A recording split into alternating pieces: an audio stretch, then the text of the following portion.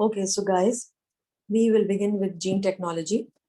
As the name indicates, it is the chapter in which we are using the help of genes to make something.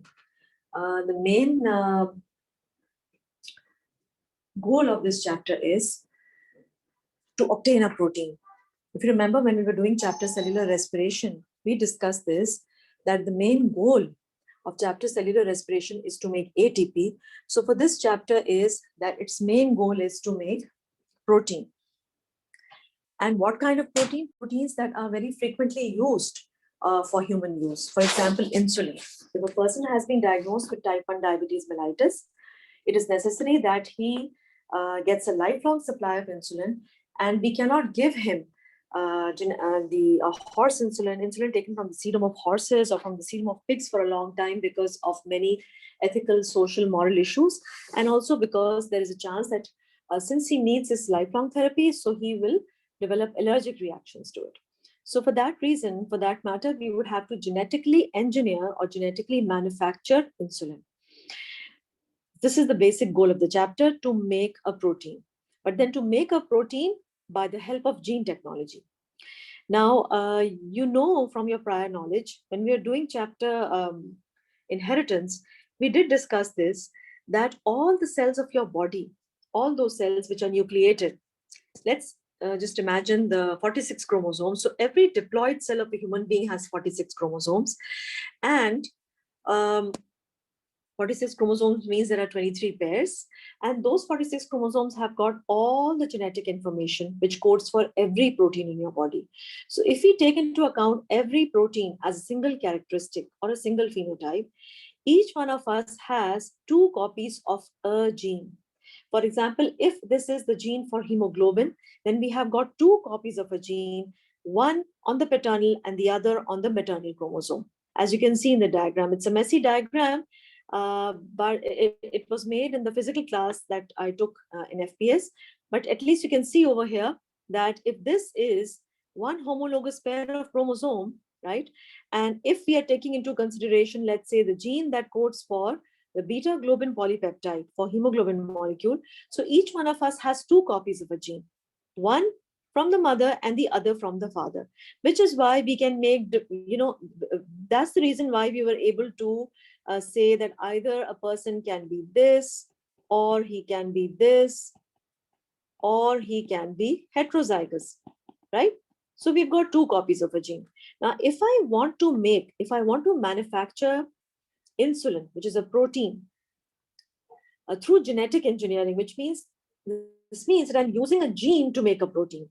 For that, all of you know that in our body, the normal sequence of forming a protein for protein synthesis is transcription and translation. Now, there can be one way by means of which you can obtain a gene. That is by transcription and translation.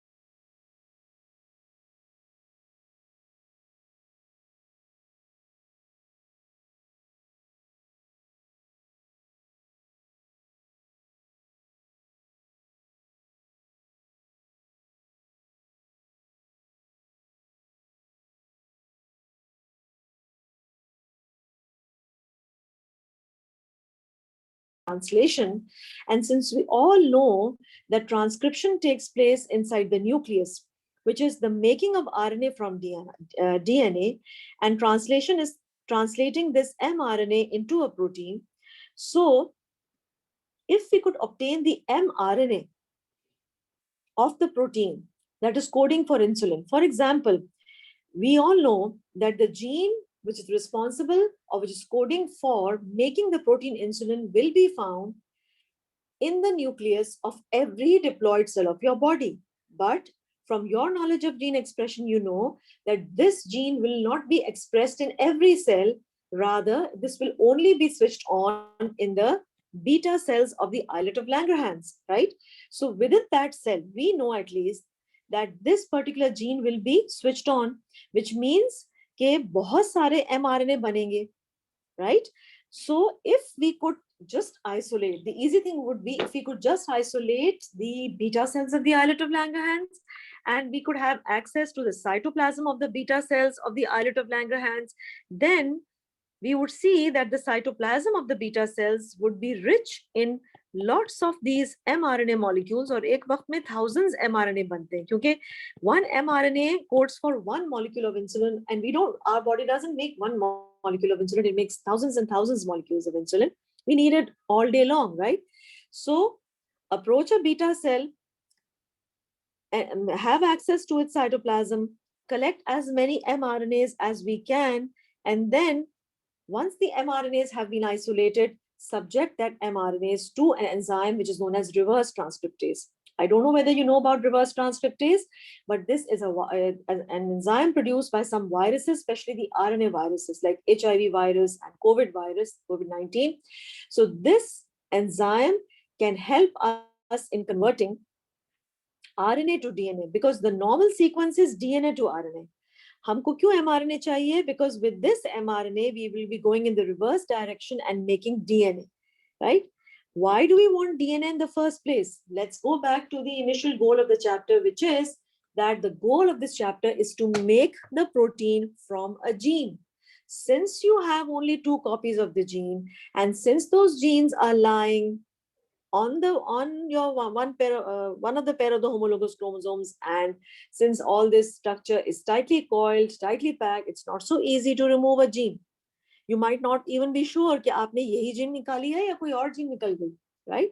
But you're sure that if you have opened up the beta cells of the islet of Langerhans and you have possibly isolated lots of messenger RNAs, you can subject those messenger RNAs to reverse transcriptase and get the exact DNA. In this case, the DNA that you get by using reverse transcriptase will be the DNA that exactly codes for insulin. So this means that we can obtain the gene very easily through this method. There are 2 other methods by means of which we can also obtain the gene. And those methods are, let me show you the slide.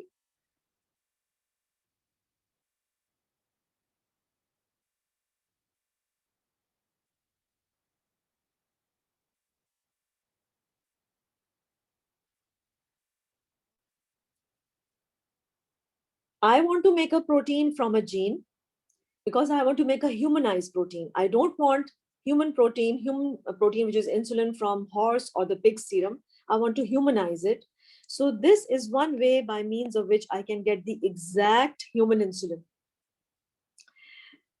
Yes, if possible, theoretically, I can actually cut the DNA, cutting the DNA with cutting enzymes known as restriction enzymes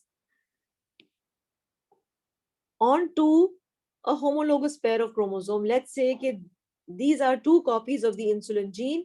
This is your maternal chromosome and this is your paternal chromosome or fraternal, a pair of homologous chromosomes. You've got 2 copies of a gene. If possible, and if I can use restriction enzymes actually cut the DNA. Though these restriction enzymes, thoda bahut you were taught in O levels also. So if I have these restriction enzymes, I can cut this chromosome at the particular point, and then I can obtain the DNA. Although it's a tedious method, but it is possible. So this is also one way of getting a gene. And the third way will be that I can synthesize the gene artificially. Okay? For example, I'm a biochemist, right? I'm also doing a research in molecular biology, in molecular chemistry of proteins. So if I know the structure of the protein, I know what amino acids are responsible, or what is the primary structure of that protein. I can determine what will be the sequence of the nucleotides or sequence of bases that are required to make the protein. So if I could know all that, I can synthesize the gene artificially also, but that only applies to those proteins which are not many amino acids long. For example, I cannot synthesize the gene for hemoglobin because hemoglobin is a very complex macromolecule. I can do it for proteins like somatostatin, smaller proteins whose structure is simple. So to cut the story short, I will say that in order for me to get the gene so that I can make human insulin from it, I can employ 3 methods. Number 1, I can make a copy of the gene from its messenger RNA using reverse transcriptase. I can synthesize the gene artificially And I can use cutting enzymes, which are known as restriction enzymes, which will chop off the DNA at that particular place, and I can sort of, obtain the gene. This kind of the approach, since it involves the use of these cutting enzymes, so it is also known as the shotgun approach. The easiest of all of these three is the first one, this method. And in exams, this question is very frequently asked as to why is this method used as the most preferable method. And the reason for this is as follows. This you should write in your exams as well.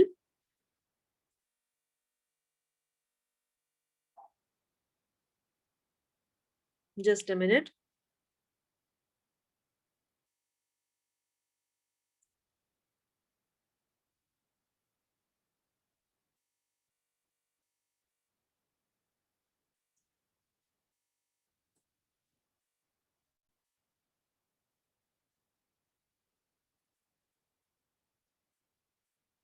Okay, somehow I can't find this answer, but yes, I can write it for you. Then let's say if the question is asked, why is using mRNA a better option as compared to cutting or chopping the DNA with restriction enzymes or synthesizing the gene artificially?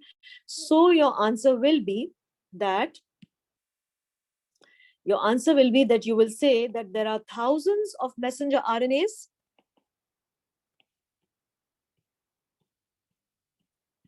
in the cytoplasm of a cell,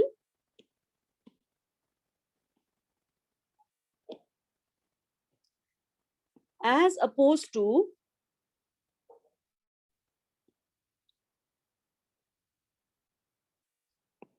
there are only 2 copies of a gene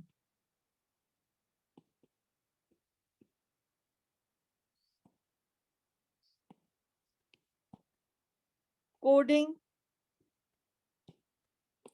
for that particular protein. So this is the main reason due to which the use of mRNA for obtaining that particular gene is more advisable, right? Acha.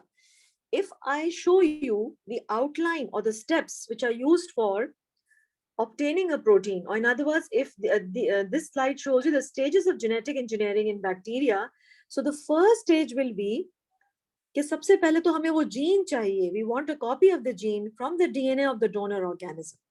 In this case, since we want to make human insulin, so our donor will be the human being himself, the human himself. Either we take the human gene by chopping off his DNA by restriction enzyme, or we synthesize the human gene artificially in the laboratory, or we obtain the messenger RNA from the cytoplasm of the beta cells of the islet of Langerhans, and we subject it to reverse transcriptase and synthesize the DNA. But in any case, the donor will be the human being himself. We've obtained the gene. Now, what do we do with the gene? We have to insert the gene into a vector. A vector is a vehicle which will carry the gene.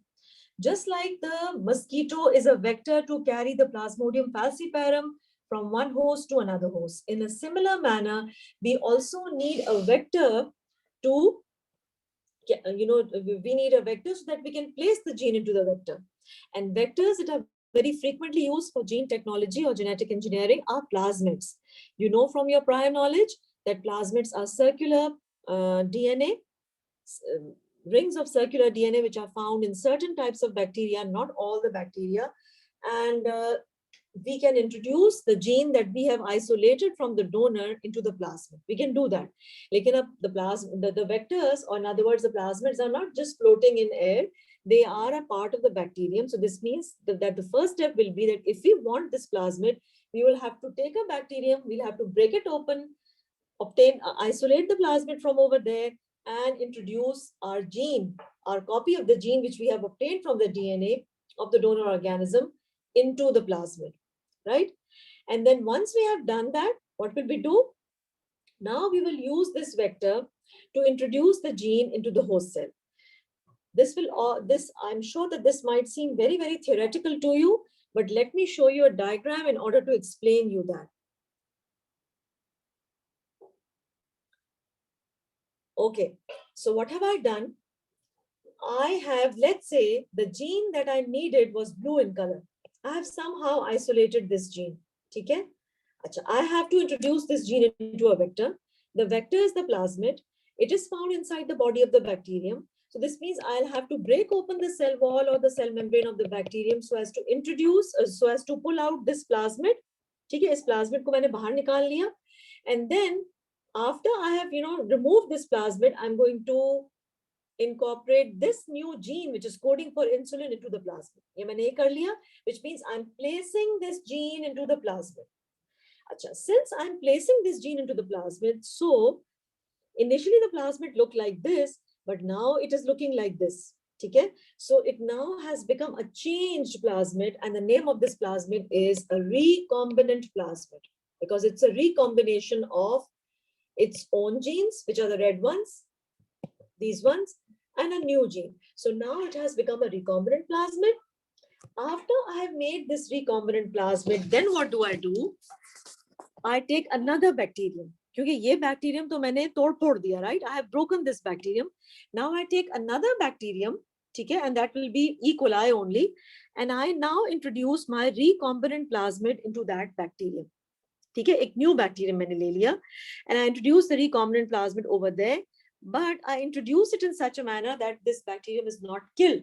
Okay, so and then what I do is I grow this bacterium in a fermenter, बिल्कुल इसी तरह से जिस तरह से हम penicillium grow करते हैं fermenter में जब हमें antibiotic बनानी होती है. So I grow this bacterium E. coli in the fermenter, and when the bacterial DNA, when the circular loop of DNA replicates, the plasmid also replicates. In fact, one of the very good properties of a plasmid is that it can replicate independently of the DNA of the bacterium. It can replicate semi-conservatively in the same manner as this loop of DNA replicates. So this means कि अगर हम इस bacteria को जिसने ये new recombinant plasmid acquire किया है, अगर इसको grow करते हैं in the fermenter, it will give us millions and millions of colonies of these bacteria which have acquired this new plasmid. अब इस new plasmid के अंदर ये जो blue gene है, it is coding for insulin. So this means that when these bacteria will grow, they will make insulin. And we can then, separate insulin by purifying methods, by separation techniques, or by crystallization, whatever. And then finally, we can obtain the humanized, exact human insulin so that we can administer them, especially to those people who are suffering from type 1 diabetes mellitus, for which, since it's an autoimmune kind of a diabetes mellitus, it occurs at a young age. So there is no cure besides giving them or putting those patients on lifelong therapy of insulin. So if I again go back to the same stages of genetic engineering, now I think those stages will make more sense to you, in which the first stage is to obtain the copy of the gene. हमने ये obtain कर ली, ठीक है, through any of the three methods जो भी पीछे describe किए हैं. Place the gene into a vector. Vector क्या है? It's a plasmid. Where do we obtain the plasmid from? We have to break open a bacterium to obtain a plasmid. Then after making that vector a recombinant vector, we will use this vector to introduce the gene into the host cell. अब ये जो आपका host cell है ना, this host cell is the second bacterium that you used, second time, because you are using E. coli 2 times over here. Once you are using it to obtain a plasmid, क्योंकि plasmid हवा में नहीं तैर रहे, they are inside E. coli. So you are using E. coli once, and then you are using E. coli twice. But this E. coli is your host cell, which means कि ये वो E. coli है जो accept करेगा recombinant plasmid को. And once you've done that, you will start growing that E. coli. और जो stage 4 है, it is actually selecting the cells which have taken up the foreign DNA. ये हम बाद में करेंगे, अभी इसको समझाने की जरूरत नहीं, because then it will be too much confusing for all of you. If you have made sense of at least what is happening in these first 3 stages, then I think you have understood most part of the discussion of how genetic engineering is done in bacteria in order to obtain a protein. Again, repeating, I will say that the main aim of this chapter or gene technology is to obtain a protein. Achha, just as when I was teaching you inheritance, I had given you a genetic glossary. So in the same manner, you have a genetic glossary over here as well. The first word in the glossary is cloning, which means making identical copies of a molecule. Second is plasmids. What are they? They are small circular pieces of DNA found in certain bacteria. They are separate bulk of DNA and they can replicate independently, semi-conservatively of the rest of bacterial DNA. एक और भी हम terminology करेंगे, bacteriophage. Basically, bacteriophages are those viruses which attack bacteria. ठीक है? Bacteriophages are those viruses which attack bacteria. और कैसे attack करते हैं? वो उन bacteria में अपना DNA inject कर देते हैं. And they cause diseases inside bacteria. What is a recombinant plasmid? Recombinant plasmid की जो definition है वो ये है. A recombinant plasmid is DNA made by joining pieces from 2 or more different sources, right? A recombinant DNA or recombinant plasmid is DNA made by joining 2 or more different sources. Minimum can be 2, 2 से ज़्यादा भी हो सकते हैं. For example, I can make a recombinant DNA or a recombinant plasmid like this.